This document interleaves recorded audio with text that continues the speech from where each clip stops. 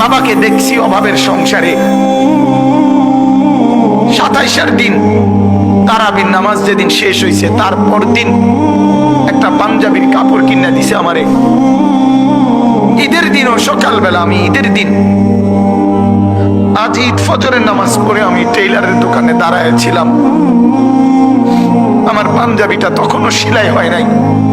আমি ঈদের নামাজে যাব কিভাবে? আমি সেই অভাবের সংসারে বড় হয়েছি। তারপরও কোনোদিন বাপ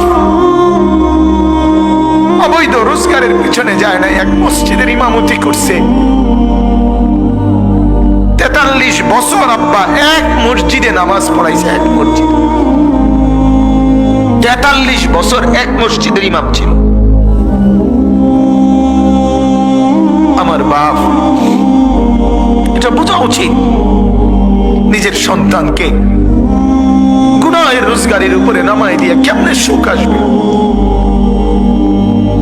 নিজের ঘরে হারামের সুদের টাকা, ঘুষের টাকা, চুরি টাকা, ডাকাতির টাকা, ওজনে কম দিয়ে ঠকবাজি করে, প্রতারণা করে, মিথ্যা বলে, ধোঁকাবাজি করে, নেশার সামানা বিক্রি করে, মদের উপকরণ বিক্রি করে, জুয়ার সামগ্রী বিক্রি করে, মানুষকে ঠকাইয়া প্রতারণা করে, মিথ্যা বলে যে টাকা আপনি ঘরে আনলেন, আপনি অনেক মানুষকে কষ্ট দিয়ে আপনার ঘরে সুখ আসবে কেমনে বলেন? আল্লাহ আমাদেরকে বুঝার তৌফিক দান করুন।